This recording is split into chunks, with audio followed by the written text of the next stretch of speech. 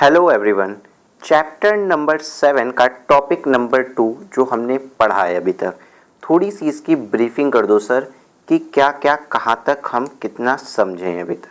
आइए देखिए, chapter number 3 का टॉपिक नंबर 2 आपसे किस चीज़ के बारे में बात किया है। चैप्टर नंबर सर इसने आपसे बात की है, पहले तो सर आप इस बात को समझो, इसने आपसे बात की है सर इंफॉर्मेशन सिस्टम के कंट्रोल्स के बारे में। किसके बारे में? इंफॉर्मेशन सिस्टम के कंट्रोल्स के बारे में। तो सर जब हम कंट्रोल के बारे में बात कर रहे हैं, और वो भी कंट्रोल कौन सा, किसके ऊपर लगने वाला कंट्रोल? इंफॉर्मेशन सिस्टम के ऊपर लगने वाला कंट्रोल। तो सर इस कंट्रोल के बारे में पढ़ना है, पहले तो ये समझिए।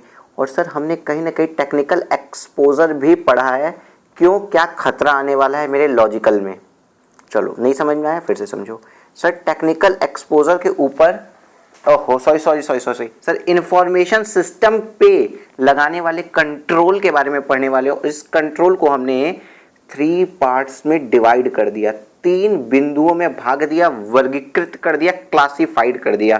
That's called classification. हमने इसका पढ़ा है, classification of information system control. और इसको किन 3 भागों में बांटा गया है कृपया करके बताइए। तो सर आपने इसको ऑब्जेक्टिव के बेसिस पे बताया, सर आपने इसको ऑब्जेक्टिव बेसिस पे बताया, ऑडिट फंक्शंस के बेसिस पे हम इसे समझेंगे। एंड सर तीसरा फंक्शन हमारा आता है नेचर ऑफ आईएस रिसोर्सेज के बेसिस पे, नेचर ऑफ आईएस रिसोर्सेज के बेसिस पे। अब देखो कुछ नया इसमें या कुछ अलग नहीं है। ऑब्जेक्टिव मतलब कंट्रोल्स को हम 3 पार्ट्स में वर्गीकृत किए हैं, क्लासिफाइड किए हैं। और 3 पार्ट में कौन कौन से? ऑब्जेक्टिव्स के आधार पे, ऑडिट के आधार पे, और nature of information system resources के आधार पे। सर ऑब्जेक्टिव के आधार पे हमने पढ़ा था प्रिवेंटिव, बोलो प्रिवेंटिव, डिटेक्टिव एंड करेक्टिव। हमने करेक्टिव सी, हमने क्या सोचा था कि सर पहली बात तो हम एरर होने ही न दें, प्रिवेंट कर ले, मेरी एरर हो ही ना, प्रिवेंटिव कर ले। उसके बाद अगर हो गई तो उसको खोजें, और खोजने के बाद उसको सही कर दें।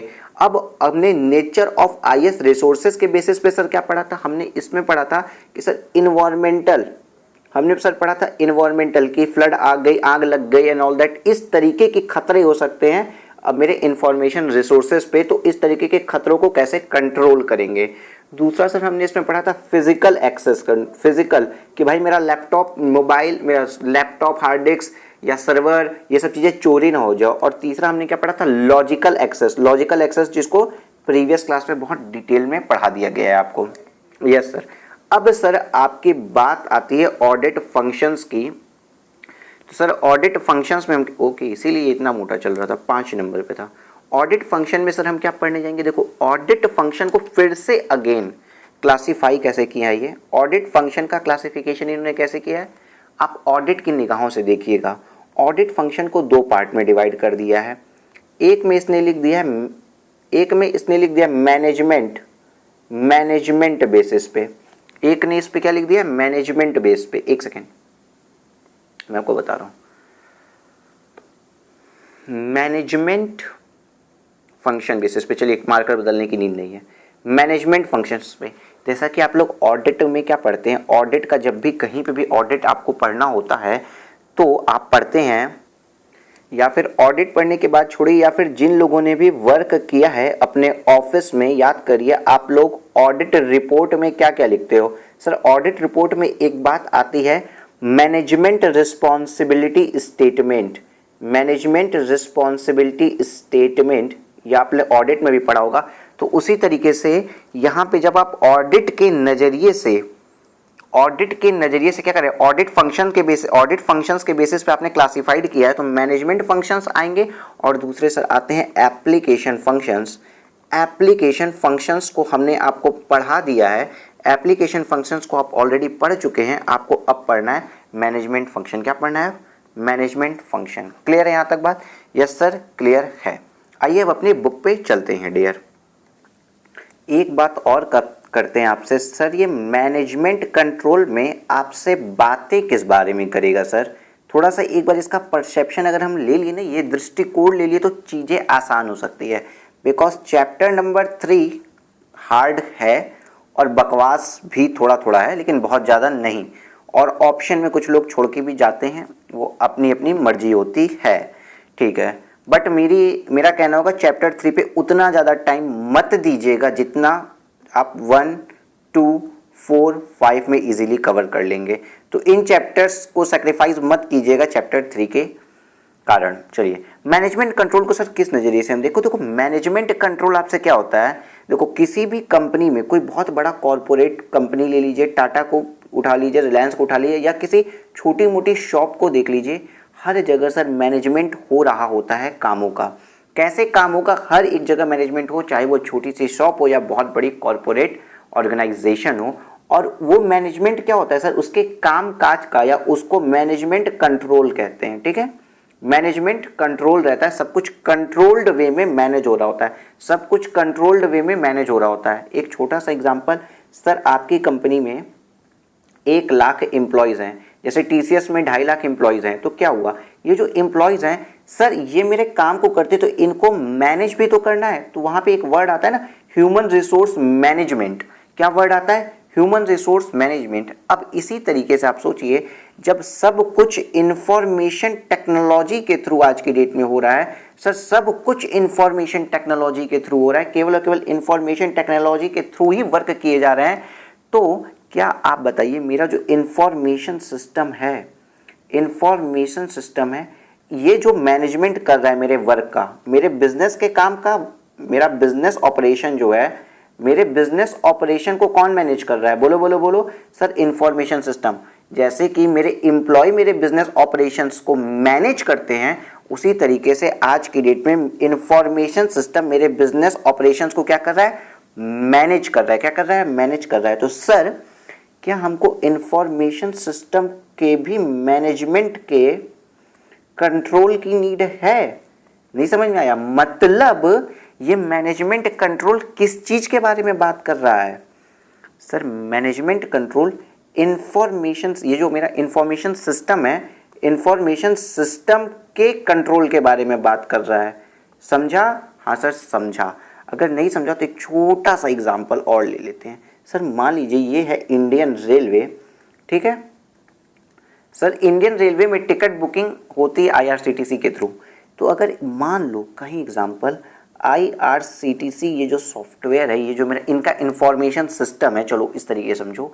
अगर क्या हुआ, कोई ट्रेन है, उस ट्रेन की कैपेसिटी फुल हो चुकी है, कैपेसिटी उसकी फुल हो चुकी है, उसके बाद भी ये टिकट्स बुक किए जा रहा है, उसके बाद भी टिकट्स बुक किए जा रहा है। भाई, मेरी बुकिंग कंप्लीट हो गई, उसके बाद भी कैपेसिटी फुल हो चुकी है, उसके बाद भी टिकट बुकिंग किए जा रहा है। मान लीजिए कैपेसिटी थी 248 पैसेंजर्स की, अब 249, 50, 61, 300, 500 ये टिकट्स बुक किए जा रहे हैं। कंफर्म टिकट निकाल रहा है साहब, कंफर्म टिकट। तो क्या प्रॉब्लम नहीं आ गई यहाँ पे कंफर्म टिकट निकालने के कारण? हाँ। तो इसका मतलब मेरे इस इंफॉर्मेशन सिस्टम पे कंट्रोल लगा होना चाहिए, और वो कौन लगा रहा है? मैनेजमेंट। तो क्या मेरे ऑपरेशंस, जिस तरीके से पहले मेरे ऑपरेशंस मैनेजमेंट करते थे एम्प्लॉयज, मेरे ऑपरेशन कौन करते थे? मेरे बिजनेस के ऑपरेशंस को कौन हैंडल करता था? एम्प्लॉय। तो फिजिकल वर्ल्ड में एम्प्लॉय को ह्यूमन रिसोर्स मैनेजमेंट हमने लगा रखा था। उसी तरीके से अगर मेरे बिजनेस ऑपरेशंस का मैनेजमेंट कर रहा है इंफॉर्मेशन सिस्टम, तो हमें इंफॉर्मेशन सिस्टम को भी कंट्रोल लगाना होगा। इस तरीके से आप इस सिनेरियो में आप क्या चीज पढ़ेंगे सर? Information system. इस सिनेरियो में आप पढ़ेंगे मैनेजेरियल कंट्रोल। इसका मतलब मैनेजेरियल कंट्रोल कहाँ लग रहा है सर? इंफॉर्मेशन सिस्टम के रिस्पेक्ट में आप देखेंगे, इंफॉर्मेशन सिस्टम के रिस्पेक्ट में देखेंगे। अगेन, इंफॉर्मेशन सिस्टम के रिस्पेक्ट में देखेंगे। 3 बार बोला है, बिकॉज ये चीजें आपके दिमाग, चैप्टर नंबर 3 था इसलिए छोड़ो, आपके दिमाग में बैठ जानी चाहिए कि किस दृष्टिकोण से, किस वे में सोचना है। आइए बुक पे अपने आइए, चलिए देखते हैं। Classification based on audit functions. Okay sir, managerial control के बारे में बात कर रहे हैं, और बी क्या था आपका? एप्लीकेशन कंट्रोल, और बी को हमने पढ़ लिया है। तो अब हम केवल और केवल मैनेजेरियल कंट्रोल के बारे में समझेंगे। Sir, in this part we will examine controls over the managerial control that must be performed to ensure the development। हमें अच्छा चलो, मैनेजेरियल कंट्रोल जब हम कर रहे हैं और मेरा इंफॉर्मेशन सिस्टम लगा है, तो किस किस समय हम कंट्रोल लगाएंगे उसके बारे में बात कर रहे हैं सर। किस किस समय कंट्रोल लगाएंगे?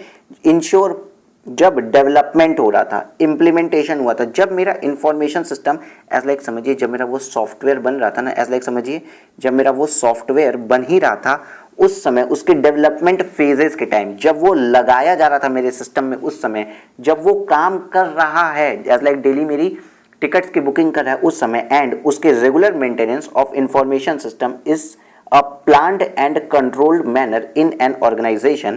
The control at this level provide the stable infrastructure in which information system can be built, operate, maintained on a day-to-day basis. मतलब सर क्या बोला इसने?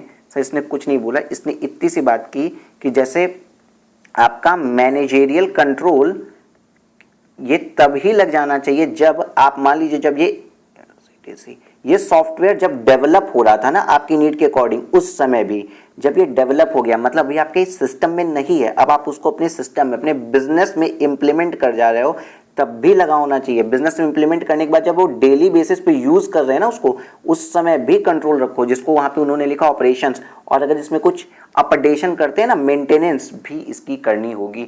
तो इसके हर एक फेज पे जब ये बन रहा था, जब लगा, जब चल रहा है और जब इसको मेंटेन कर रहे हैं, हर एक टाइम मैनेजमेंट कंट्रोल की नीड है।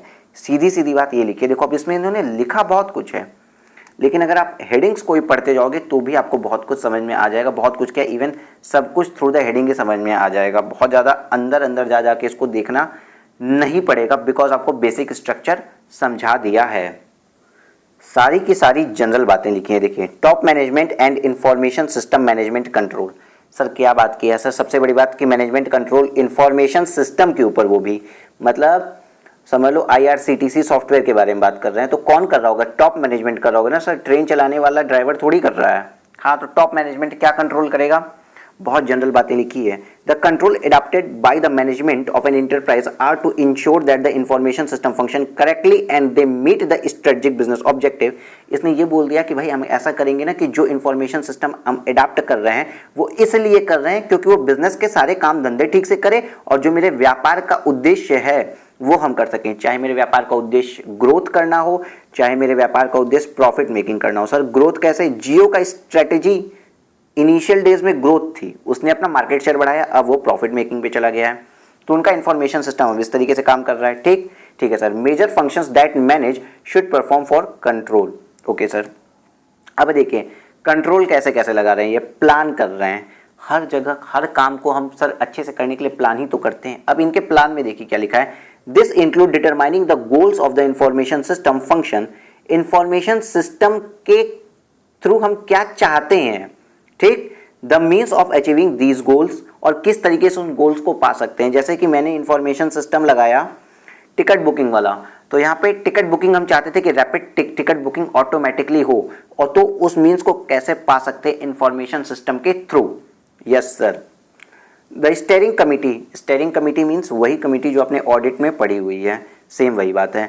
shall comprise the respective from all areas and the business and IT personnel that would be responsible for overall direction of IT. The steering committee should assume overall responsibility of activities of the information system function. देखो कुछ नया नहीं लिखा है, जो कि steering committee क्या करती है, ऑडिट में आपने पढ़ा तो वही सारे काम स्टेयरिंग कमेटी का आप यहाँ पे लिख सकते हो। बस क्या हो रहा है कि वो काम IT के थ्रू यहाँ पे हो रहा है। जैसे मान लीजिए सर सेल्स के ऑपरेशन यहाँ इंफॉर्मेशन टेक्नोलॉजी के थ्रू हो रहे हैं, मेरा इंफॉर्मेशन सिस्टम कर रहा है, बात वही है। बस मैनुअल आपने पढ़ा था ऑडिट में कि ये ऐसे ऐसे डिपार्टमेंट काम कर रहा है, अब उसकी जगह क्या गया, इंफॉर्मेशन सिस्टम आ गया, सॉफ्टवेयर काम कर रहा है, आईटी काम कर रहा है, बात वही है। तो प्लान करेंगे किस लिए किए हैं कि हमारे जो ऑर्गेनाइजेशन का ऑब्जेक्टिव है वो अचीव हो जाए, और किस तरीके से अचीव होगा उसको देखेंगे। स्टीयरिंग कमेटी देखेगी कि सारे के सारे फंक्शनल एरिया सही से काम कर रहे हैं या नहीं कर रहे हैं। बी पॉइंट बोलता है organising, this should be prescribed IT organisation structure. ये क्या है भाई साहब, आईटी स्ट्रक्चर मेरा कैसा है वो भी ऑर्गेनाइज्ड होना चाहिए। ऐसा नहीं है कि सॉफ्टवेयर कहीं पे भी कैसे काम कर रहा है, एक हायरार्की बनी होती है ना सॉफ्टवेयर की, कहाँ पे क्या चीज़ें हैं। तो मेरा जो इंफॉर्मेशन सिस्टम है उस वो जो मेरे ऑर्गेनाइजेशन का जो इंफॉर्मेशन सिस्टम है, वो जो स्ट्रक्चर है वो प्रिस्क्राइब्ड स्ट्रक्चर होना चाहिए कि मेरे कंपनी में इंफॉर्मेशन टेक्नोलॉजी इस तरीके से लगी हुई है। अगेन सुनिए, मेरे कंपनी में इंफॉर्मेशन टेक्नोलॉजी इस तरीके से लगी हुई है, उसको डॉक्यूमेंट कर दीजिए। डॉक्यूमेंट करिए किसका रोल एंड रिस्पॉन्सिबिलिटी क्या है, एंड एग्रीड जॉब डिस्क्रिप्शन, किसके क्या रोल एंड रिस्पॉन्सिबिलिटी है, किसका क्या जॉब डिस्क्रिप्शन है। एक छोटा सा एग्जांपल देते हैं कि मतलब बता दो कि ये जो मेरा अकाउंट्स का मैनेजर है वो इन्वेंट्री डिपार्टमेंट को, जो नया मैनेजर रिक्रूट होके आएगा, इसको एक्सेस दे सकता है इन्वेंट्री अपडेट करने का। अगेन मेरे अकाउंटिंग हेड वाला इंसान इस इन्वेंट्री डिपार्टमेंट, आई से होगा यार, ई क्यों गलती से लिख दी, इन्वेंट्री डिपार्टमेंट में अगर मेरा कोई स्टोर मैनेजर आ रहा है तो उस मैनेजर को एडिट करने का, अल्टर करने का, अपडेट करने का दे सकता है एक्सेस, किस चीज के, स्टॉक के अपडेट का। अदर नहीं देगा, अदर कोई एक्सेस नहीं देगा। तो ये रोल्स रिस्पॉन्सिबिलिटी के लिए भी एक पूरा डॉक्यूमेंट बनाओ भाई, कौन सा इंसान क्या कर सकता है, उसकी रिस्पॉन्सिबिलिटी क्या होगी, इसका जॉब डिस्क्रिप्शन क्या है। This include gathering, allocating and collaborating the resources needed to be accomplish the goal। भाई साहब क्या गोल था आपका, अकाउंट मेंटेन करना, तो उसके हिसाब से आपने इंफॉर्मेशन ली, कलेक्ट की, कोऑर्डिनेट किए रिसोर्सेज को, and establish during planning function. ठीक सर। लीडिंग, लीडरशिप क्वालिटी के बारे में टोटल बात करेगा। देखो दिस इंक्लूड मोटिवेटिंग, हम एम्प्लॉय को मोटिवेट करेंगे, उसको गाइड करेंगे, उससे कम्युनिकेट करेंगे विथ पर्सोनल। अब पर्सोनल आ गया यहाँ पे, अब आगे देखिए, क्योंकि हमें आईटी के नजरिए से देखना है। ठीक sir. The purpose of leading to achieve the harmony of objective is that is a person or group objective must not conflict with the organization's objective. The process of leading required manage to motivate subordinate, direct team and communication with them। Sir इसमें कहीं पे भी IT के बारे में बोला नहीं, क्यों, पर्सोनल्स को हम कर रहे हैं, अपने एम्प्लॉयज को कर रहे हैं, ताकि उनका जो उद्देश्य है ना, उनके माइंड में है कि हमें क्या काम करना है, वो आपस में कंफ्लिक्टिंग स्टेज में ना आए, उनको पता हो हमें यही करना और हार्मोनी ऑब्जेक्टिव्स के साथ कार्य, सभी इंप्लॉय सेम ऑब्जेक्टिव समझ के राइट डायरेक्शन में काम कर सकें, कंफ्लिक्ट ना आए, एज लाइक कंफ्लिक्ट ना आए। मान लो यार एक एम्प्लॉय को लगता है कि मेरे ऑर्गेनाइजेशन का काम है एनिमल सेविंग का, एनिमल्स को बचाने के, एनिमल्स के रक्षा की बात करते हैं, एनिमल्स के हक के बारे में बात करते हैं, और वहीं मेरा दूसरा एम्प्लॉय क्या सोच रहा है कि इस मेरी जो ऑर्गेनाइजेशन है, जिस कंपनी में हम काम करते हैं, वो एनिमल हंटिंग सिखाती है, लोगों को हंट करना, शिकारी बनाती है। तो ये कन्फ्लिक्ट आ गया ना, तो इस टाइप का कोई कन्फ्लिक्ट ऑब्जेक्टिव्स को भी लेके ना आए, या ग्रुप ऑब्जेक्टिव्स को लेके ना आए, क्योंकि ये लोग तो ग्रुप में काम कर रहे हैं, तो ग्रुप ऑब्जेक्टिव में इस टाइप का कोई कन्फ्लिक्ट ना आए, इसलिए लीडिंग को बोला गया है यहाँ पे। उसके बाद अगेन कंट्रोलिंग, हेडिंग्स अगर याद नहीं रहें तो कोई बात नहीं है, थोड़ी चीज़ों को अवॉइड करना पड़ेगा, सेक्रीफाइस करना पड़ेगा अगर आपसे ये चीज़ें नहीं हो पाएंगी। देखो चीज़ें बहुत ईजी हैं, ये बहुत आसान, बहुत ईजी हैं, बट हार्ड टू रिमेंबर है।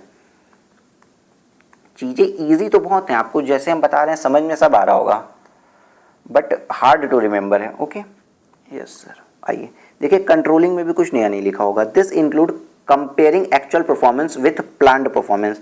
हम जो चाहते थे वही कर रहे हैं ना, हमारा ऑब्जेक्टिव था कि हम जानवरों को बचाएंगे, वाइल्ड लाइफ सेविंग के बारे में बात करेंगे, एनिमल सेविंग के बारे में बात करेंगे, तो क्या वही हो रहा है कि हमारे ही ऑर्गेनाइजेशन में लोग एनिमल्स को मार रहे हैं, कहीं ऐसा तो नहीं हो रहा। तो हम चेक करेंगे, कंपेयर करेंगे actual performance with planned performance as the basis of taking any corrective action, और हमें लगता है कि कोई करेक्टिव एक्शन लेना पड़ेगा तो हम लेंगे, दैट आर नीडेड, जो जरूरत भर हो। ठीक। This involve determining when the actual activity of the formation system function deviate from the planned activities. और ये जो है ना, दिस ये जो इन्वॉल्व करेगा, ये कंट्रोलिंग एक्टिविटी क्या होगा, ये अगर हम डेविएट कर गए, जैसा हम चाहते थे, हमारी चाहत से डेविएट करके मेरा काम कर रहा है इंफॉर्मेशन सिस्टम, हम चाहते थे कि भाई एक्यूरेट काम हो, और ये मेरा एक्यूरेट काम नहीं कर रहा है, सीटी कैपेसिटी खत्म होने के बाद भी ये टिकट्स बुक कर रहा है, तो अगर ये डेविएट कर गया मेरे डिटरमाइंड काम से और हमने कंट्रोल किया, तो हम क्या करेंगे, करेक्टिव एक्शन लेते रहेंगे, जिससे कि एक्चुअल एक्टिविटी जो हम चाहते थे, जो प्लान हमने की थी, वो हो जाएगी। क्लियर? Clear sir. अब सिस्टम डेवलपमेंट मैनेजमेंट कंट्रोल के बारे में बात करेगा। सिस्टम को देखो, यहाँ पे सबसे ऊपर हमने क्या पढ़ा था सर, आपको ना कंट्रोलिंग करनी है जब वो डेवलपमेंट में भी हो। देखो ये देखिए, रेड कलर अगर नहीं दिख रहा है तो कौन सा कलर यूज करें सर, ब्लैक यूज कर लो। देखो ये डेवलपमेंट याद दिख रहा है। अब ये डेवलपमेंट के टाइम के कंट्रोलिंग की बात करेगा, क्योंकि ऑडिट फंक्शन में जब मैनेजेरियल कंट्रोल था तो उसमें डेवलपमेंट भी था, इंप्लीमेंट भी था, ऑपरेशंस भी था एंड मेंटेनेंस भी था। तो इसमें तो यहाँ पे इसने बात की एक मैनेजमेंट कंट्रोल की। अब ये जब सिस्टम डेवलपमेंट में था तो उस समय कौन से मैनेजमेंट कंट्रोल करते हैं। होता क्या है ना, ये मैनेजमेंट वर्ड बार बार जब आता है तो आपका दिमाग सिर्फ मैनेजमेंट के साइड जाता है, तो उस काम को, सिस्टम डेवलपमेंट के काम को कंट्रोल करने के बारे में बात कर रहा है। ओके ओके सर, इतनी बात तो क्लियर हो गई। अब सिस्टम जब मेरा डेवलप हो रहा है, मेरा इंफॉर्मेशन सिस्टम डेवलप हो रहा है, तो हम क्या सावधानियां बरतेंगे उसको समझते हैं। सिस्टम डेवलपमेंट मैनेजमेंट कंट्रोल में थोड़ी सी बात अगर हम समझें, ये स्पेस भी मैंने छोड़ा हुआ है। जैसे देखिए, जब सिस्टम, पेन चल जाओ यार, हाँ चलिए, ये देखिए, जब सिस्टम हमारा बन रहा है, जब सिस्टम हमारा बन रहा है उस समय क्या होता है। देखिए, हमारा भी सिस्टम बन रहा है, तो उसके बनने के लिए क्या हो रहा होगा सर, डिज़ाइन बन रहा होगा उसका। नहीं समझा आपको, समझो, एक होटल अगर बनता है तो क्या होता है सर, पहले आर्किटेक्ट होटल को प्रिंट बनाता है ना, मतलब उसकी डायग्राम स्ट्रक्चर बनाते हैं ना। हाँ सर, तो पहले क्या होगा, जब कोई सॉफ्टवेयर भी हमारा बन रहा है तो सर सॉफ्टवेयर की पहले क्या करनी, डिजाइनिंग बनी, उसका रेखा चित्र या पता नहीं क्या बोलते हैं हिंदी में, सॉरी, जो भी बोलते हो वो बना, डायग्राम बना, ठीक। उसके बाद सर क्या होता है, जब ये मेरा डायग्राम हम फिक्स कर देते हैं, हमें ये लेआउट चाहिए एंड ऑल दैट, तो उसके बाद एक बिल्डिंग बनती है उस पर। हाँ सर, अब वो बिल्डिंग बन गई, उसकी फिनिशिंग हो गई, तो फिर उसमें फिर होटल एंड एकोमोडेशन का वर्क स्टार्ट करते हैं हम। लाइटिंग वाइटिंग जितनी भी है, लिफ्ट चल रहे हैं कि नहीं, एक्सलेटर वगैरह चल रहे हैं कि नहीं। और सर लिफ्ट वगैरह हमेशा चलती रहे तो क्या उसमें मेंटेनेंस का काम हमेशा चलता नहीं रहता है। हाँ सर, वो तो चलता रहता है। तो सेम कुछ न कुछ इसी तरीके का काम आप सॉफ्टवेयर के बेस में भी समझ सकते हैं कि जब सॉफ्टवेयर की बात आ गई तो पहले तो सर इसमें डिज़ाइन करेंगे हम सॉफ्टवेयर को। डिज़ाइन करने के बाद सर सॉफ्टवेयर को हम बिल्ड करेंगे। सॉफ्टवेयर को सर हमने क्या किया, बिल्ड किया। डिज़ाइन करने के बाद सर हमने सॉफ्टवेयर को बिल्ड किया, सॉफ्टवेयर को बनाया। अब बनाने के बाद हम अपने सिस्टम में सॉफ्टवेयर को इम्प्लीमेंट करेंगे। मतलब जैसे कि एग्जांपल के तौर पे अगर आप समझें कि आपने ऑटोमेटिक, जो जैसा मैंने ऑटोमेटिक बिजनेस प्रोसेस में पढ़ाया था, ऑटोमेटिक इनवॉइस की कोई सॉफ्टवेयर बनवाए बारकोड के बाद, तो पहले उसका डिज़ाइन बनवाया कि कैसे ऑटोमेटिक इनवॉइस निकलेगी, बारकोड के थ्रू निकलेगी या फिर प्रोडक्ट को फोटो के थ्रू निकलेगी, वो सब। उसके बाद फिर वो सॉफ्टवेयर बनाया। अब उस सॉफ्टवेयर को इम्प्लीमेंट भी तो करना पड़ेगा आपके बिजनेस ऑपरेशन में, तो उस इम्प्लीमेंटेशन की यहाँ पे बात कर रहा है। एंड उसके बाद इम्प्लीमेंट करने के बाद देखो, कोई भी चीज़ इम्प्लीमेंट हुई तो उसके बाद मेंटेनेंस तो लगती ही लगती है सर। इस सॉफ्टवेयर के मेंटेनेंस के बारे में बात कर रहा है। तो हमसे इस टॉपिक के अंदर बोलेगा सिस्टम डेवलपमेंट मैनेजमेंट कंट्रोल के अंदर कि जब सिस्टम बन रहा है तो डिज़ाइन में, बिल्डिंग में, इम्प्लीमेंट में, इसके मेंटेनेंस में, इस हर फेज़ में आप कंट्रोल रखिए, मैनेजमेंट कंट्रोल रखिए। क्योंकि अगर हर एक स्टेप पे मैनेजमेंट है तो मेरा जो सॉफ्टवेयर बना है, मेरा जो सिस्टम है, मेरा जो इंफॉर्मेशन सिस्टम है, वो कंप्लीट इंफॉर्मेशन सिस्टम का मैनेजमेंट कंट्रोल हो गया होगा।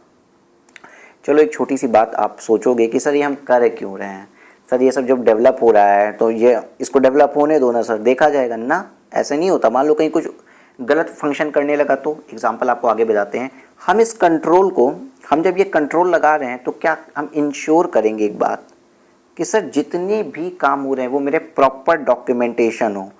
क्या हो रहा है वो सब कुछ डॉक्यूमेंटेशन हो जाए, सबके रोल्स एंड रिस्पॉन्सिबिलिटीज़, हर एक पर्सनल के रोल्स एंड रिस्पॉन्सिबिलिटीज का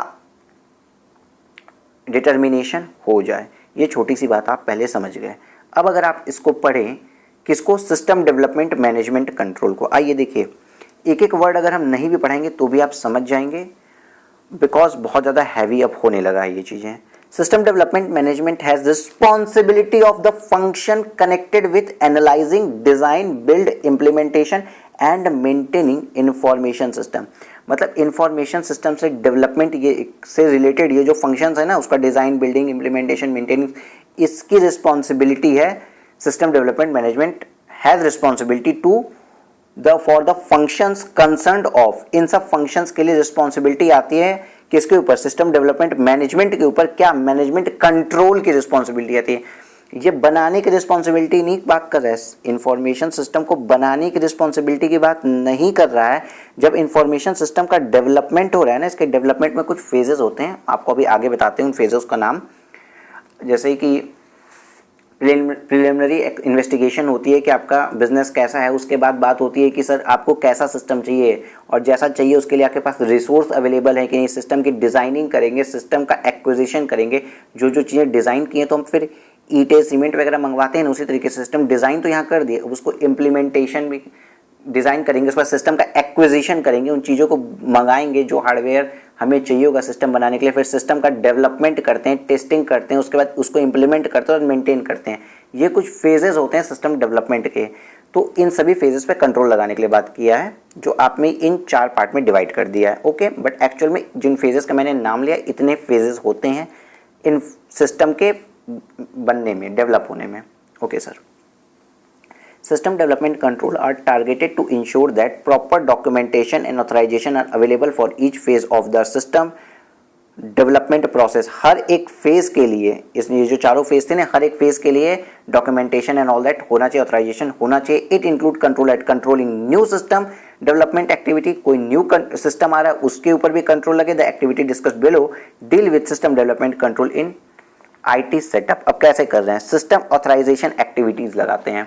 सर ये सिस्टम ऑथराइजेशन एक्टिविटीज़ जो लगाते हैं, सर इसका क्या मतलब बोला, देखो system development system authorisation activity का मतलब हम सीधी बात आपको समझा रहे हैं। बिजनेसमैन है ना, ये एक बिजनेसमैन है, ठीक है, ये बिजनेसमैन है, ठीक है। अब भाई साहब इसने अगर इंफॉर्मेशन सिस्टम लगाया है तो इसका तो बजट का भी कंसर्न होगा ना, ठीक, और कुछ वर्जन का कंसर्न होगा कि हमको इस टाइप का सिस्टम चाहिए।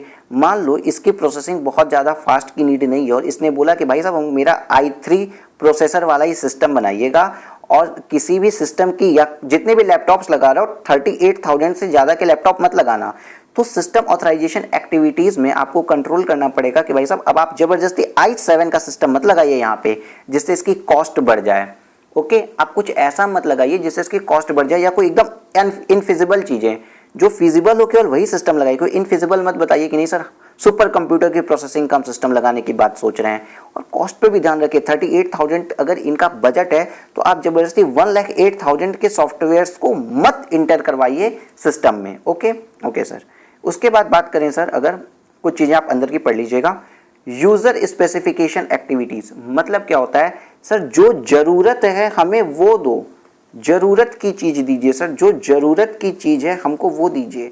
मैंने अपने इंफॉर्मेशन सिस्टम के थ्रू क्या मांगा था, हमें बस वो दो। जैसे आपने बहुत सी वेबसाइट देखी होगी जिसमें कोई चीज़ें काम की हो, खोजते रह जाते हैं, इतने टैब्स होते हैं कि हम खोज ही नहीं पाते हैं कि क्या काम की चीज़ हमारी कहाँ पड़ी है। उसी तरीके से इंफॉर्मेशन सिस्टम में जो इंफॉर्मेशन सिस्टम भाई यूज़र जो चाहता है, जो उसकी स्पेसिफिक एक्टिविटी है उसके अकॉर्डिंग दीजिए ना। बहुत से लोग ऑटोमेटेड चाहते हैं इनवॉइसिंग, कुछ ऑटोमेटिक स्टॉक अपडेट, कुछ ऑटोमेटेड सेल आफ्टर, मतलब कुछ भी चीज़ें भाई साहब, रिव्यू एंड ऑल दैट, सारी की सारी जो वो चाहता है, कस्टमर सपोर्ट, वो एक्टिविटी आप उसको दीजिए। इररिलेवेंट इंफॉर्मेशन सिस्टम में अननेसेसरी का एक्टिविटीज़ मत भर दीजिए। जो उसकी ज़रूरत है बस वही दो, ज़रूरत फोकस करके दीजिए। ओके ओके सर, ज़्यादा फीचर्स के चक्कर में आप उसकी जो स्पेसिफिक नीड है उसको सेट असाइड न कर दीजिए। टेक्निकल डिज़ाइनिंग एक्टिविटी, अब भाई साहब जो उसकी ज़रूरत की चीज़ थी ना उसको टेक्निकली डिज़ाइन करिए कि वो फिजिबल है कि नहीं और वो कैसे ट्रांसलेट होगी in form of technology. Sir उसकी डिज़ायर, उसकी ज़रूरत, उसके डिज़ायर्स को सर टेक्निकल डिज़ाइन में हम क्यों कन्वर्ट कर रहे हैं, क्यों ट्रांसलेट कर रहे हैं, because information system all about technology और हम यहाँ इंफॉर्मेशन सिस्टम को पढ़ रहे हैं। ओके, उसके बाद देखिए सर बात कर रहे हैं इंटरनल ऑडिटर पार्टिसिपेशन। तो भाई ऑडिटर क्या करता है, ऑडिटर जाएगा, सब चेक करेगा कि डिज़ाइन और एक्टिविटीज़ वगैरह जो भी चीज़ें हो रही हैं वो सब कुछ सही है कि नहीं, कॉन्सेप्चुअल सजेशन देगा कि क्या चीज़ें कैसे होनी चाहिए। प्रोग्राम टेस्टिंग करेंगे सर, जो मेरा प्रोग्राम बन गया, पहले बात तो जो मेरा ये इंफॉर्मेशन सिस्टम यहाँ बन गया है उसको बिजनेस में लगाने के पहले चेक तो कर लो कि वो काम सही से कर रहा है या नहीं। एग्जाम्पल के लिए जैसे मान लीजिए आपने कोई मशीन बनवाई इस बात पे जो लोगों का मेटल डिटेक्ट करे, तो और वो मशीन आपने लगा भी दी बट वो मशीन ना मेटल को छोड़ के बाकी वुड डिटेक्ट कर रही है, बट मेटल को डिटेक्ट ही नहीं करती थी। मेटल डिटेक्टर लगवाया आपने, पूरे बहुत सी बड़ी मशीन लगवाई, लेकिन मेटल छोड़ के वो बाकी सारी चीज़ें डिटेक्ट कर रही है, वुड डिटेक्ट कर रही है, लेदर डिटेक्ट कर रही है, बट मेटल डिटेक्ट नहीं कर रही है। तो भाई अगर आप कुछ इंप्लीमेंट कर रहे हो तो उसके पहले उस प्रोग्राम की, उस इंफॉर्मेशन सिस्टम की टेस्टिंग कर लीजिए। प्रोग्राम मतलब सॉफ्टवेयर, उस सॉफ्टवेयर को आप टेस्टिंग कर लीजिए कि वो सॉफ्टवेयर सही से काम कर रहा है कि नहीं। उसके बाद user test and acceptance procedure, यही टेस्टिंग के पार्ट को थोड़ा इन्हेंस करके ये रिगोरियस टेस्टिंग, बहुत ही मतलब कठोर टेस्टिंग के बारे में बात, रिगरस टेस्टिंग के बारे में यहाँ पे बात कर रहा है। ओके ओके सर, तो ये आपका पहुंच जाता है, कहाँ गया, सिस्टम डेवलपमेंट मैनेजमेंट कंट्रोल में। मैनेजमेंट कंट्रोल में पहले तो सर टॉप मैनेजमेंट कंट्रोल पढ़े, अब सिस्टम मैनेजमेंट कंट्रोल पढ़े, अब प्रोग्रामिंग मैनेजमेंट कंट्रोल पढ़ेंगे। इसके बाद क्या आता है मेरा, data resource management control, BCP business continuity planning, operational management control. बस मतलब बहुत ज़्यादा चीज़ें नहीं हैं, इसके बाद कुछ चीज़ें तो ज़्यादा हैं बट बहुत ज़्यादा नहीं टाइम लगेगा। आइए मैनेजमेंट, देखो यार आप ये चीज़ जब पढ़ रहे हो ना तो आपको बस एक बिजनेस पर्सन का थोड़ा सा माइंड डेवलप करो और सिंपल चीज़ें सोचिए, आपका ये हो जाएगा। जैसे ही बात करेंगे प्रोग्रामिंग मैनेजमेंट कंट्रोल की, तो जो प्रोग्राम डेवलपमेंट, देखो phase of program development life cycle, हमने इसके फेजेस के बारे में आपको बताया था ना कि सर कोई भी सॉफ्टवेयर के प्रोग्राम डेवलपमेंट लाइफ साइकिल के फेज होते हैं। प्रिलिमिनरी इन्वेस्टिगेशन, पहले तो हमें बनाना कैसा है, डिटरमाइन करेंगे भाई साहब कि ऑर्गेनाइजेशन को कैसा चाहिए, उसके हिसाब से हम सिस्टम को क्या करेंगे, रिक्वायरमेंट बताएंगे कि आपको जैसी नीड है उसके हिसाब से i3 का सॉफ्टवेयर लगने वाला है। उसके बाद हम उसको डिज़ाइन करेंगे, डिज़ाइन करने के बाद हम सारे सॉफ्टवेयर को एक्विजिशन करेंगे, जो जो चीज़ें हमें चाहिए थी उन चीज़ों को हम परचेज़ कर रहे हैं, जाके मार्केट से पीसीज खरीद के ला रहे हैं। उसके बाद हम उस पीसीज को खरीद के लेके आए तो असेंबल करके अपना सॉफ्टवेयर बना रहे हैं। एग्जाम्पल मैंने पीसी का दिया, ये मत कहिएगा सर पीसी से सॉफ्टवेयर कैसे बनेगा। उसके मतलब जो जो चीज़ें लगनी थी वो चीज़ें लेके आए, क्लाउड का स्पेस समझ लीजिए खरीदना था वो खरीदे, अब उसको हम एक्वायर करने के बाद उसको डेवलप किए, डेवलप करने के बाद हम टेस्ट किए सिस्टम सही से काम कर रहा है कि नहीं, टेस्ट करने के बाद अपने बिजनेस में इम्प्लीमेंट किए, इम्प्लीमेंट करने के बाद हमने रिव्यू किया या मेंटेनेंस किया। तो ये सिस्टम डेवलपमेंट का एक पूरा लाइफ साइकिल बन जाता है।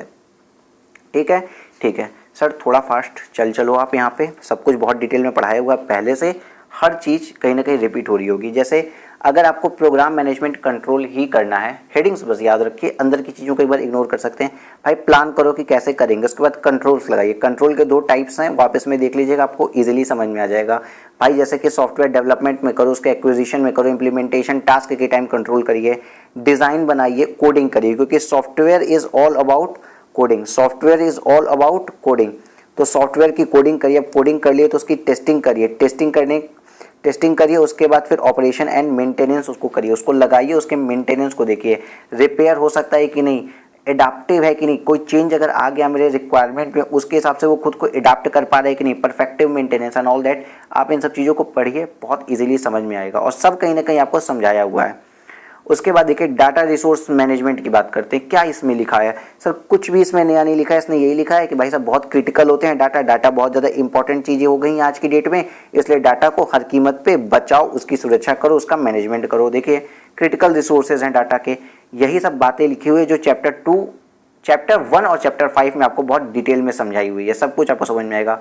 उसके बाद अगर देखिए क्वालिटी एश्योरेंस मैनेजमेंट कंट्रोल, जो वर्क हुआ है वो उसकी क्वालिटी के बारे में बात कर रहा है। जो इन्फॉर्मेशन सिस्टम हमने अपडेट किया है, जो हमने इन्फॉर्मेशन सिस्टम अप्लाई किया है, उसकी क्वालिटी की बात कर रहा है। और क्वालिटी स्टैंडर्ड्स, आप ऑडिट वाले जो पढ़े हैं ना, क्वालिटी एश्योरेंस, कुछ उससे लिंक्ड चीज़ें सारी लिखी हुई हैं। क्वालिटी गोल और established and understand clearly by all stakeholder, सारे स्टेक होल्डर्स को समझ में आना चाहिए।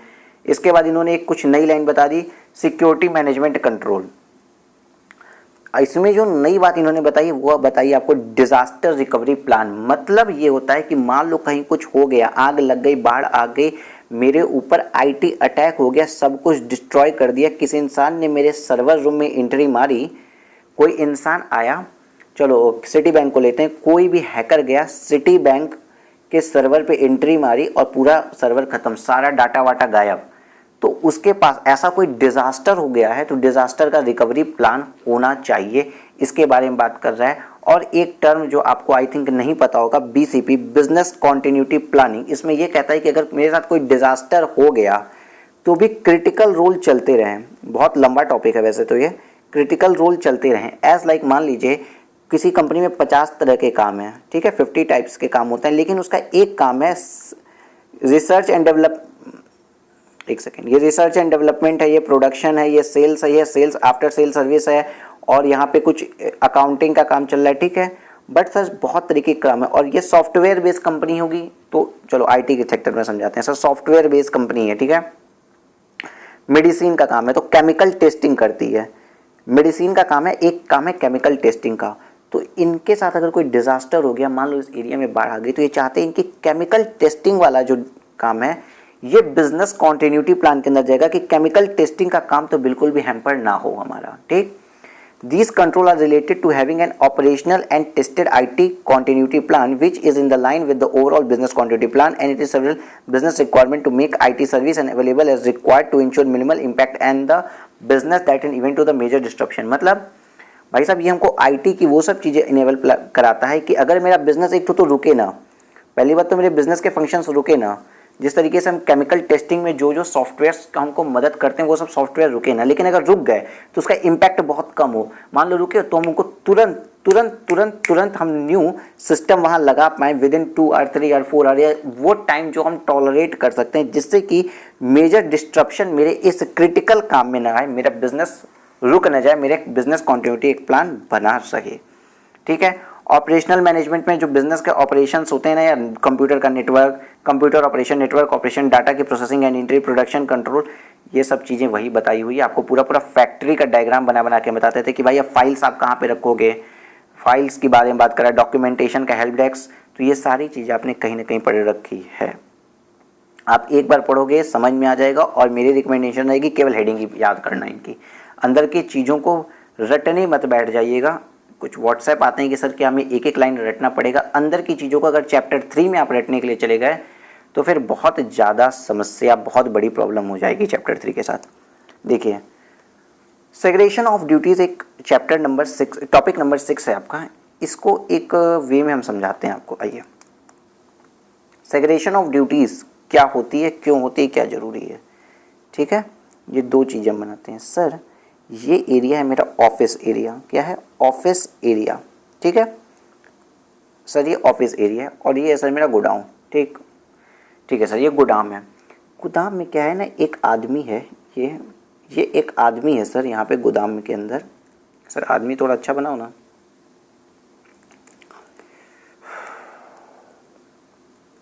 सर ये एक आदमी है, तो गोदाम में जो जो माल आता है ना, वो फिजिकली वो ऐसे ऐसे गोदाम में स्टोर करता है, गोडाउन में मैनेज करता है, और एक पूरा एक रजिस्टर बनवाता है फिजिकल स्टॉक्स का, फिजिकल स्टॉक का, ठीक है सर। अब ऑफिस में क्या होता है, ऑफिस में एक इंसान बैठा है जो बुक्स ऑफ अकाउंट को मैनेज करता है। तो बुक्स ऑफ अकाउंट में जब ये P&L बना रहा है तो सर ये स्टॉक अकाउंट भी बना रहा है, इसको टू स्टॉक भी लिखना है, क्लोजिंग स्टॉक कितना है। अब समझिए सर, यह जो स्टॉक था ना, इस इंसान ने फिजिकल काउंट किया और इन्वेंट्री को बताया कि भाई साहब ये 2 लाख की इन्वेंट्री है, जिसमें से 200 बॉक्सेस ही अवेलेबल हैं, और इसके अकाउंट्स के हिसाब से जो इसने परचेज की प्लस ओपनिंग में पड़ा था माइनस सेल्स हुआ, क्लोजिंग स्टॉक आता है कि सर 230 बॉक्सेस का होना चाहिए। तो कहीं ना कहीं हमें पता चल गया कि सर 30 बॉक्सेस का क्या हुआ, या कोई इनवॉइस नहीं हुई है, या तो फिर थेफ्ट इन गोदाम हुए हैं। बट अगर ये दोनों काम physical stock taking and accounts एक ही इंसान को दे दिया गया होता तो ये शातिर इंसान क्या करता, सर ये शातिर इंसान चोरी करता और अकाउंट्स को मैनिपुलेट कर लेता।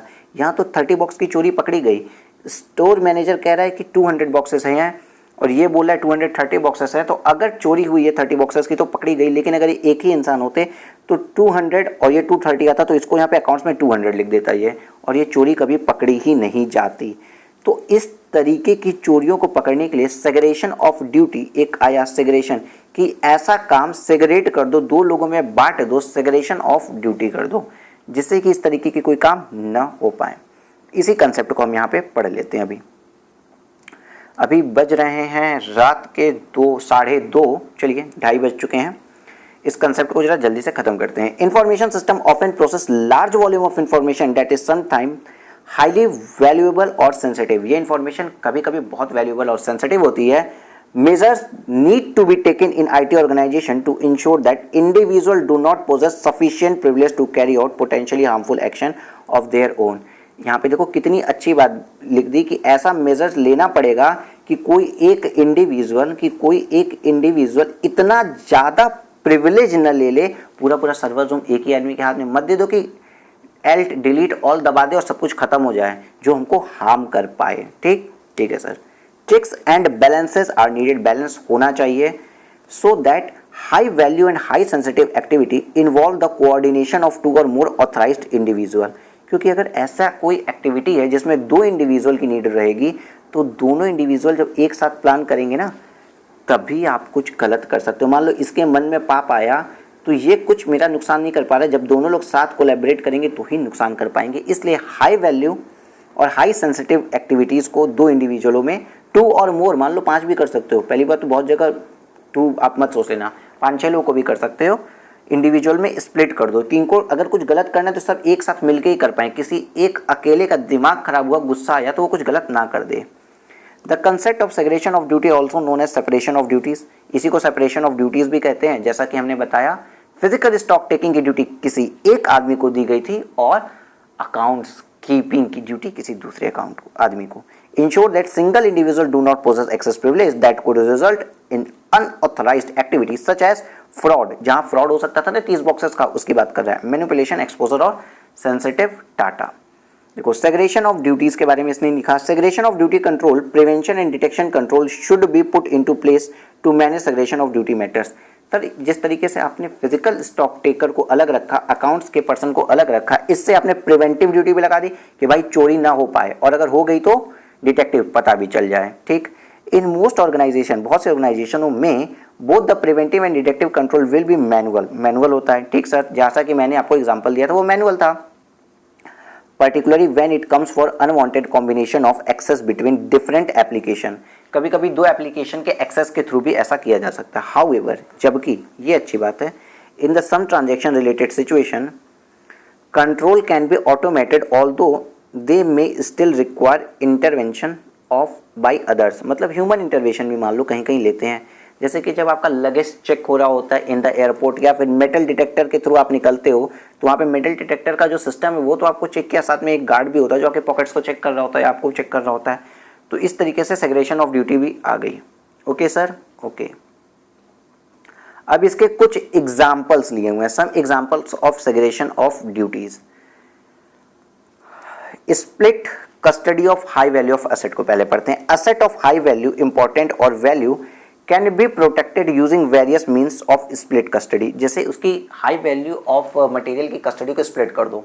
मान लीजिए मेरा गोदाम जो था वो गोदाम सिल्वर बार्स का था, सिल्वर ब्रिक्स का था, इवन उस चांदी की ईंटें रखी जाती थी उसके अंदर। ठीक है, for example a password of an encrypted key that protected high value asset can be split into 2 helps. भाई साहब आपने कई जगह देखा है पिक्चरों में कि 2 आदमी, एक आदमी के आंख का रेटिना लगता है, दूसरे का थंबप्रिंट लगता है तो सेफ खुलती है। हाँ sir, one half assigned to 2 person and the other half assigned to 2 person, काम को आधा आधा बांट दिया जाता है, और so that no single individual know the entire password। ठीक है, 8 डेट का पासवर्ड 4 इसको दे दिए, 4 इसको दे दिए।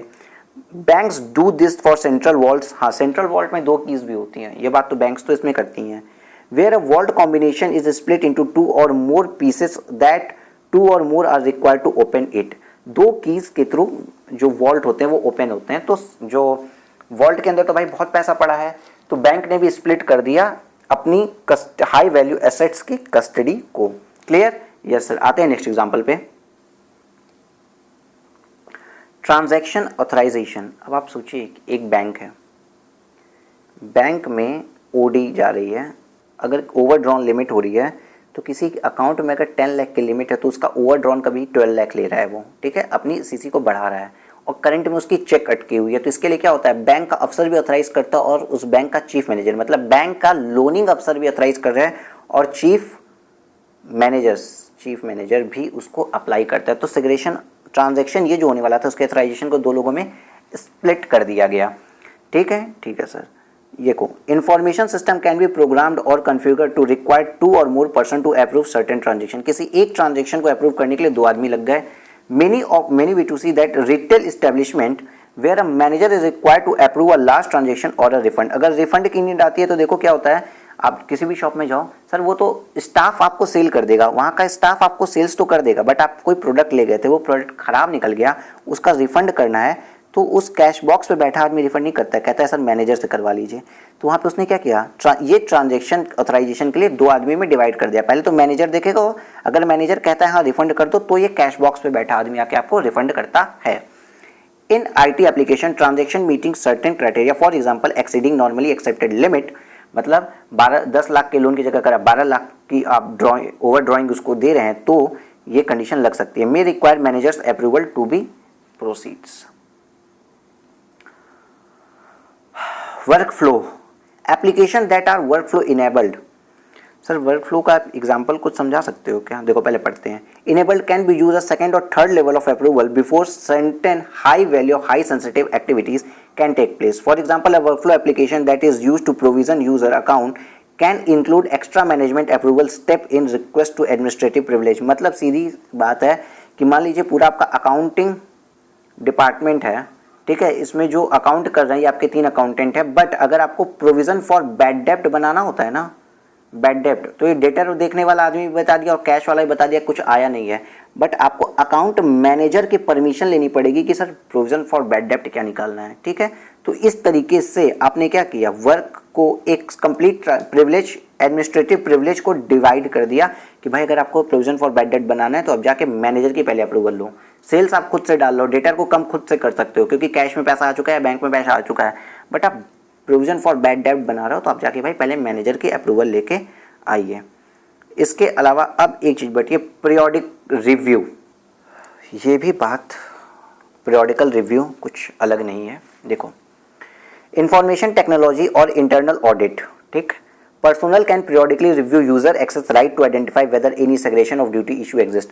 इसमें क्या है भाई साहब, वही ऑडिटर वाली बात फिर से आ गई कि ऑडिटर देखेगा क्या किसी फंक्शन में सेग्रेशन ऑफ ड्यूटीज करने की नीड है या नहीं है। अगर ऐसे करने की नीड होगी, the access privilege for each worker can be compared against अच्छा जो उसको एक्सेस दिया गया उसको कंपेयर करेंगे सेग्रेशन ऑफ ड्यूटी मैट्रिक्स से। मतलब हम चेक करेंगे कि क्या, एग्जाम्पल के लिए आप समझिएगा, ये जो मेरा आदमी था ना, यही फिजिकल स्टॉक टेकिंग भी कर रहा है, फिजिकल स्टॉक टेकिंग भी यही कर रहा है और अकाउंट्स में स्टॉक को भी, अकाउंट एंट्री भी यही कर रहा है, ठीक है, ऐसा हो गया है। तो अगर ऐसा कोई when the segregation of duty issue are encountered, पता चलता है कि भाई ऐसा कोई इशू आ गया है, तो segregation of duty review management will need to decide how to mitigate the matter. तो भाई पता करेगा कि इस मैटर को कैसे हम कम करें, पॉसिबिलिटी फ्रॉड की यहाँ पे कैसे कम करें। तो इसके लिए 2 चॉइसेस बताई गई है, रिड्यूस एक्सेस प्रिविलेज। तो भाई इसका ना, या तो एक्सेस को रिड्यूस कर दो कि या तो ये फिजिकल ना कर पाए, या तो फिर ये स्टॉक टेकिंग में जो एडिट कर सकता है, फाइनेंशियल का एक्सेस इसको मत दो कि ये अकाउंट्स को ना देख पाए। इन दोनों ये काम कर सकते हैं, इन दोनों में से फिजिकल की इसकी एक्सेस छीन सकते हैं, इसकी गोदाम में आप मत जाओ, आप फिजिकल काउंट की अथॉरिटी आपसे छीन ली गई, या तो जो स्टॉक या फाइनेंस में आप काम कर रहे हो, फाइनेंशियल कंट्रोल आपका हटा देते हैं, फाइनेंशियल कंट्रोल हटाते नहीं, फाइनेंशियल एक्सेस, आप अकाउंट्स को नहीं मेंटेन कर सकते।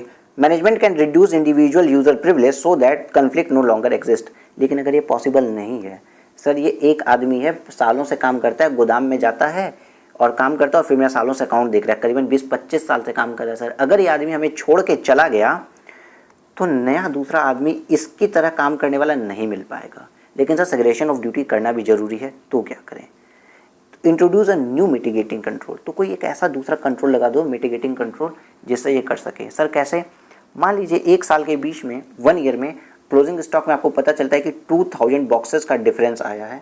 हो सके आप वीकली प्लान निकाल दो कि वीकली फिजिकल एंड स्टॉक में, वीकली स्टॉक और वीकली फिजिकल स्टॉक दोनों सेम होना चाहिए। तो एक वीक में 2000 बॉक्स का तो डिफरेंस नहीं आ सकता, तो तुरंत एक कंट्रोल लग जाएगा। या फिर इसके साथ साथ एक परमानेंट स्टोर इंचार्ज भी लगा दो। ये तो कर ही रहा है, स्टोर इंचार्ज भी इसको गिन रहा है, जो कि स्टोर का जितने भी स्टोर रजिस्टर, आउटवर्ड रजिस्टर बना रहा है, स्टोर रजिस्टर बना रहा है, पूरा पूरा स्टॉक रजिस्टर जिसको कहते हैं, कि कितना स्टॉक आया, किस डेट को आया, किस टाइम को आया, और कितना स्टॉक गया, किस डेट को गया, किस टाइम को गया। दैट्स कॉल्ड मिटिगेटिंग कंट्रोल लगाए हम, बिकॉज हम इसके एक्सेस को तो नहीं हटा सकते थे, बट हम दूसरा कंट्रोल लगा दिए जिससे सेग्रेशन ऑफ ड्यूटी के न हो पाने के कारण जो थ्रेट आया था फ्रॉड का, वो कंट्रोल हो जाए। If management has determined that the person need to retain privilege that are viewed as a conflict अगर मैनेजमेंट को लगता है यार इसको ये रखना पड़ेगा, भले ही कन्फ्लिक्ट है तो क्या हुआ, देन न्यू प्रिवेंटिव और detective control need to be introduce. तो कोई नया प्रिवेंटिव और डिटेक्टिव कंट्रोल इंट्रोड्यूस हो सकता है दैट विल प्रिवेंट और डिटेक्ट अनवांटेड एक्टिविटी, जो unwanted activity that is fraud को प्रिवेंट और डिटेक्ट कर दे। एग्जाम्पल के लिए mitigating control include increase logging to record and action of personal. Extra logging कर सकते हैं, जैसा कि मैंने आपको समझाया, वो एक अलग चीज है। Improve exception reporting. Exception reporting वही समझ लो, वीकली स्टॉक में मेरे जो फाइनेंशियल्स में है और फिजिकल में है उसका डिफरेंस एक्सेप्शन रिपोर्टिंग में आ गया। To identify possible issues, reconciliation of data sets and external reviews of high risk control. ठीक है सर। तो इस तरीके से सेग्रेगेशन ऑफ ड्यूटी वाला ये जो टॉपिक था ये आपका कंप्लीट होता है। बहुत टिपिकल टॉपिक नहीं था। टॉपिक 5 आपके लिए आई थिंक थोड़ा न्यू हो सकता है, शायद भी, छोड़िए उसकी बात को। ऑडिट ट्रेल पढ़ेंगे और इंफॉर्मेशन सिस्टम ऑडिट पढ़ेंगे। मतलब इस चैप्टर नंबर 3 में हमारे 3 टॉपिक्स बचे हैं और काफ़ी टॉपिक्स हो गए हैं। कुछ टॉपिक्स को हमने बहुत डीप में नहीं पढ़ाया, जैसे ये जो ग्रीन थे ये आपको पहले से पता थे, या फिर जिन एग्जाम्पल्स का यूज़ करके हमने आपको चैप्टर नंबर 1, 2, 4, 5 में कुछ ना कुछ समझाया है, उसकी सिर्फ हेडिंग पढ़ा के आपको हम आगे बढ़े हैं। तो आज की क्लास को यहीं पे कंक्लूड करते हैं और मिलते हैं अब अपने नेक्स्ट क्लास में, जो कि प्रोबेबली आई विल ट्राई कि मैं आपको एज अर्ली एज पॉसिबल दे पाएँ, बट अदर काम भी हो जा रहे हैं तो थोड़ा डिले हो जा रहा है हमेशा। इंफॉर्मेशन सिस्टम ऑडिट को करेंगे, ऑडिट ट्रेल्स को करेंगे। ओके सर, मिलते हैं नेक्स्ट क्लास में। Take care, bye bye and stay safe.